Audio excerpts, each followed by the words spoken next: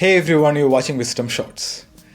During a hectic project, one of the scientists who was working under Dr. APJ Abdul Kalam asked him if he could leave early to take his kids to an exhibition. Dr. Kalam gave him the permission. However, the scientist, his team member, he got really busy with work only to realize that it was 8:30 p.m. When he looked for his boss, he wasn't there. Guilty for having disappointed his kids, he went back home only to find that his kids weren't there. When he asked his wife, she replied, "Your manager came here in the evening and took the children to the exhibition." I'm sure some of you are thinking, I wish I had a manager like him. These days, everyone is talking about employee happiness, employee empathy, employee well-being, right? The general perception is it's HR's job to make employees happy. But let me tell you this, being an HR professional myself, when it comes to employee happiness, there are many factors. While HR plays a very important role in creating a great place to work, employee engagement, positive work culture, motivation, R&R, and all those stuff, but that's not enough to make someone happy at work. Let me explain this with my own personal experience. In 2007, I had a fancy designation. I was the CFO of my organization. It stands for Chief Fun Officer, okay, not the one you think. I was responsible for employee happiness and well-being. You believe it or not, my KRA had things like planning org-wide events, DJ nights. We used to have 2 DJ nights every month, family day, fun on the floor, sports events, mega competitions like Infosys Idol, different celebrations, employee well-being initiatives, hobby club, and things like that. I was in the serious business of fun.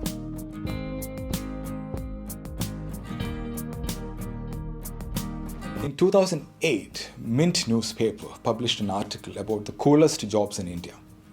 And guess what? My role was in the top 5.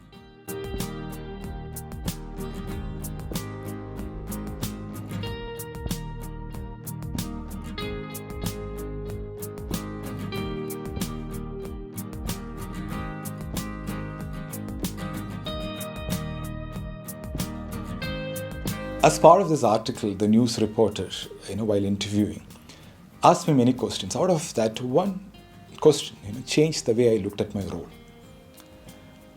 I don't remember the exact words, but it was something on these lines. What are the benefits of doing this? Basically, he asked me what's the purpose of my role. I gave an answer which he wanted to hear.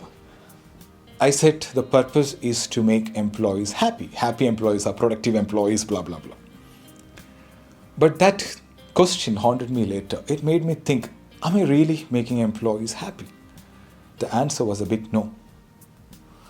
And I'll tell you why. We had thousands of people in our campus at the time. But for any event, only less than 20% of employees showed up. I'm talking about all those big org-wide employee engagement initiatives. It was challenging for most folks to take time out from their work schedule and come for these events. And even for people who participated, the experience during those events and celebrations, it was only for a very short period. After the event, they got back to their old state of mind, happy or unhappy, whatever it was. My biggest realization was this: employee happiness is a very subjective experience. It's not what we do once in a while, like an annual mega event or celebratory rewards and recognition function that makes employee happy. It's what employees experience on a day-to-day basis at work which really mattered. All those amazing events I conducted, the impact was only for a few hours or maybe a few days. When it comes to happiness, the quantity and quality really matters. It took some time, but I got the real answer for the question on employee happiness. The most important person who can influence employees' happiness level at work is their immediate manager. Period. The famous finding by Gallup research, right, after a poll of 1 million plus employees. They found employees don't leave companies, they leave their managers. There can be 100 reasons to join an organization, but for leaving, in most cases, it will be because of a poor manager or the company culture. A company is only as good as the manager you work for. People will join a company because of its reputation as a great employer, brand name, and things like that. But once hired, your manager have the biggest single impact on an employee's daily experience. So what can you do as a manager? If you're a manager listening to me, you need to understand the real needs of an employee and deliver those. Here are my list of things a people manager can do to make someone's day at work. 10 C's of employee happiness. And everything starts with the letter C.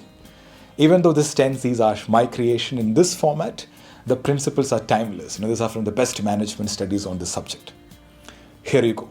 C1, clarity. Let your team members know why they are doing what they are doing. Clarity of purpose is very important to bring the passion out of people. Share the big picture and let them know that their contribution really matters to the organization. If someone is doing their work just as a transaction, they will be disengaged in no time.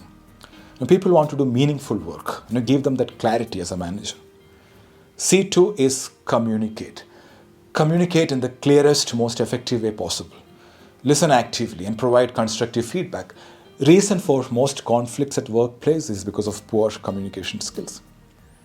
C3 is connect. Connect with your employees, on an everyday basis, both on professional as well as personal level. This is very critical, especially with all this remote work setup.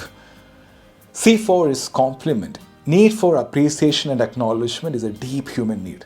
Never miss an opportunity to compliment or appreciate someone. In Gallup ESAT survey, there's this famous Q12 questionnaire. There is this question to check employee engagement. Did you get an appreciation from your manager in the last 7 days? Now, forget about 7 days. There are people who have not got any appreciation in the last 7 months. People are out there not just for money. They need to be appreciated for their contribution. C5 is challenge. Give them intellectually stimulating tasks. If the task is too easy or too difficult, people will be disengaged. A good manager gives the right task to right people at the right time.